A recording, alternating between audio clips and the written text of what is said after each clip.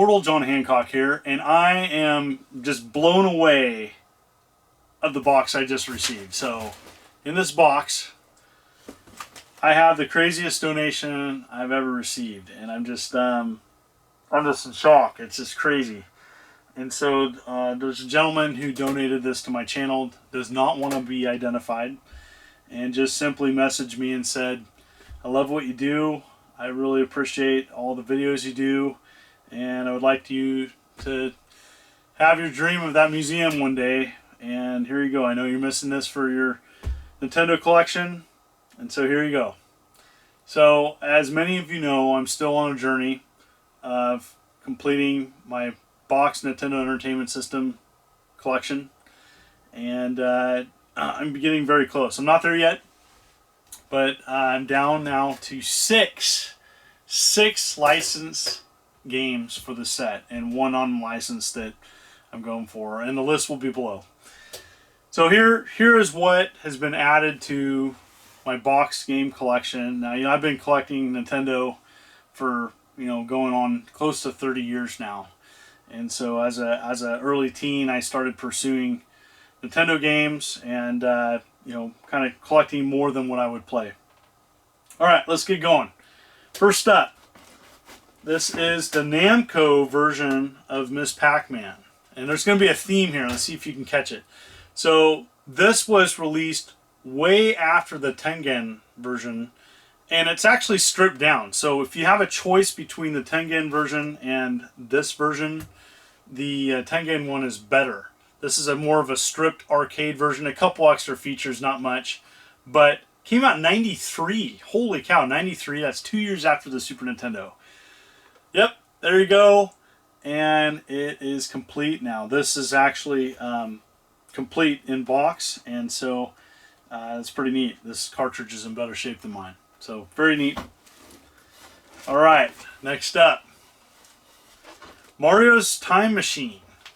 Nintendo really kind of pursued, they really kind of dabbled with, let's make Mario more educational. I think there was a lot of pressure back in the early 90s of Mario kind of going beyond just being a video game. There was a lot of pressure of Nintendo, I think, to pursue additional things, and this was one of those titles. This was on multiple platforms, 1993 release, and it was combining a Mario game with history, and it's not that great. This one has a little bit more play mechanics of platform. It's not that good. So it has kind of like the Mario World look to it, but yeah, it's just okay.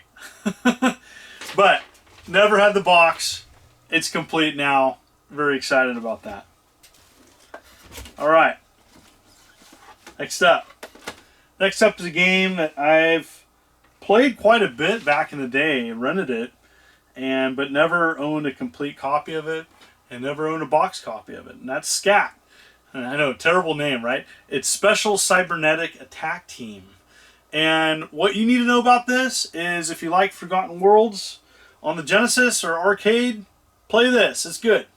The Japanese one's a little bit harder, like many other games. And again, another late release, 1991. Not as late as some of these other releases that I'm going to talk about, but 91. Early 90s for Nintendo was great because they had, they really were capturing, I think the best that Nintendo could produce. And a lot of these games were showing some amazing graphic capabilities of the console. All right, next up, this is a family member's favorite game and grew up with this game. So, Alex, if you're watching this, this is for you. I am just blown away that this was in this box. I'm just like, there's other crazy stuff in here, but yeah, box for my Wacky Races, and it comes with a manual. And so Wacky Races, based on the Hanna-Barbera cartoon, and I watched this back in the day, and it's pretty fun platform game too. But 92. Sorry, another late release, 1992 for a platform game. There was just so many platform games coming out, and with all the 16-bit platform games coming out, a lot of the ones on Nintendo kind of got overlooked, and this one was great. I really enjoyed this one quite a bit, And it's a pretty fun game too. Really happy to have this in my collection. And it's got the applause, order today, $14.95. It's got, I just love some of these like rental stickers on these. Just there's so much history that can be, you can look at that and say that box was showcased in a rental store somewhere. I bet someone's regretting now not getting that. All right, next up. Next up, I love myself some brawlers, and Capcom made a very rare brawler on the Nintendo, and it's Mighty Final Fight. And so happy to have this complete. And the box is a little worn, not too bad. It's a little worn, but this game's hard to get complete, and it's fun. And all 3 characters are playable on the Nintendo version, and I really love what they did. That super deformed kind of like River City Ransom look, and there's like a level up system on this version. It's cool. It's cool. It's really cool. So having this complete, you know, I don't know the whole story behind this, but I know 93. I don't know if it was only available in rental stores. I might have been able to purchase. You tell me. All right. So Mighty Final Fight was low in distribution. I only remember seeing it at a Blockbuster. That's the only place I remember seeing it growing up. I don't know if it was sold outside of that. So, but yes, got it complete. Crazy that, I mean, just the amount of stuff in this box is just. All right, next up. This is a game that I played quite a bit. I rented this back in the day. I didn't really know about it, and I played it. And later on, I found out why I loved it, and that's because it's Gun Knack. And Gun Knack was a vertical shoot 'em up, and it was done by Compile, and they made other classic awesome shoot 'em ups. And it's got crazy awesome bosses, insane action, fast, and it's just I love lots of things about this game. And you know, another late release. And when I say late release, in the 90s, you know, by the 90s, most people, you know, with the Nintendo Entertainment System really hitting its stride, and I would say 88, 89. By 91, people had started to look at, you know, playing more on their Sega Genesis, getting a Super Nintendo. So even, you know, early 90s, you know, that was, I would consider those still late releases for the console. Console had been out, you know, technically 86, so you know we're going on 5 years. So it was a great game, and I'm really happy they made it. And yeah, box is a little worn, but again, I was missing this box. Really happy to have that in my collection, and we'll begin showcasing these at the Portland Retro Gaming Expo coming up. So really excited about that. Next one, Chip 'n Dale 2, Rescue Rangers 2, Chip 'n Dale Rescue Rangers 2. Box is a little beat up, but holy cow, another hard, impossible game to find. And now I have it complete. And comes with manual. Awesome. This is a great platform game. Now, for some of you, these are expensive, okay? You know, you can play them. You can play the ROMs. It's okay. And the Chip 'n Dale 2, Rescue Rangers 2, was also available on the Disney Afternoon Collection. And that was on Steam, Xbox One, and that was a great collection of some of the classic Capcom games, and they put them on a compilation disc. And so, Chip 'n Dale Rescue Rangers 2 is one of them. Includes DuckTales, Darkwing Duck, and some other Tailspin.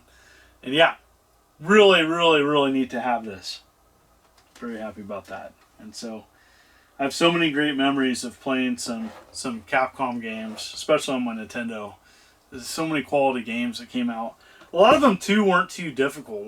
About Chip 'n Dale, it's a fun game, but it's not overly difficult. And I kind of tend to like those games where you just kind of have this like methodical playthrough.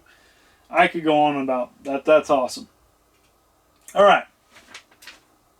The next two are just nuts. Like, there's some crazy stuff. I just showed some crazy stuff.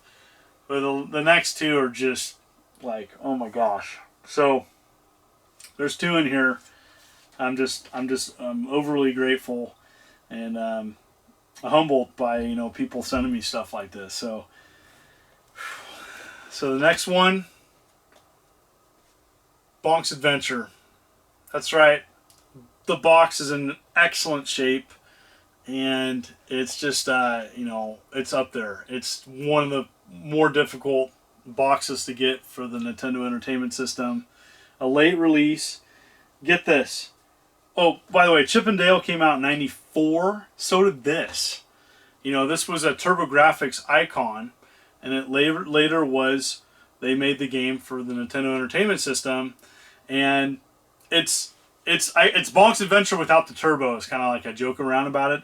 So there's less color, and the graphics are scaled down a bit, but they did a good job of making it work on the Nintendo. And so, yeah, you know, and a lot of these like, you know, red stripe games, I don't know what the nickname for them is, Nintendo Entertainment System on the top, they're getting pretty tough to get. This is definitely tough, the box, and this will complete my Bonk. I have the manual already, so very neat to see that. And finally, a big one. This is a big check mark off the list, and so I'm really humbled to be down to this. And you know, I'm down to 6, and you know, this is a big one. So here we go. This is crazy. Yep, that's right.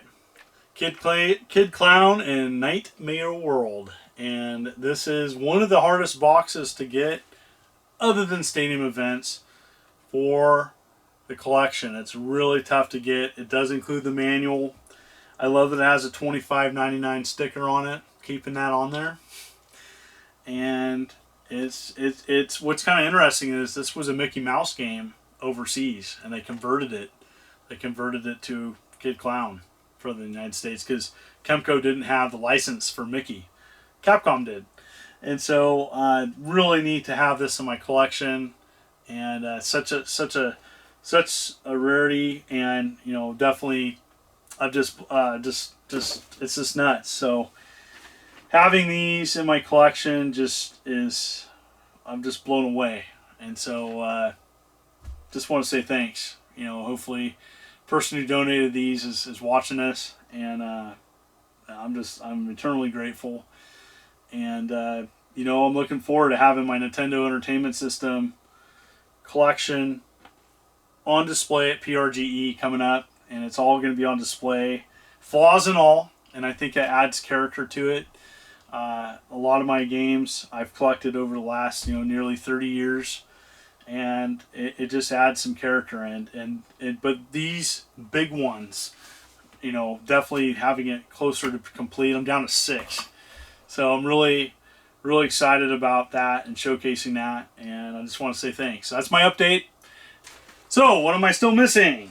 Well, I'm missing Chubby Cherub, Color Dinosaur, Last Action Hero, Secret Scout, which is my unlicensed game I'm missing, Squoon, Wayne's World, and of course Stadium Events. And so I don't expect those to come anytime soon. It's just they're expensive, and you know, I'm pursuing them a little at a time. Last Action Hero is not too bad, but the other ones are pretty expensive. And so thank you so much for people continuing to tune in to my humble channel as I march towards 70,000 subs.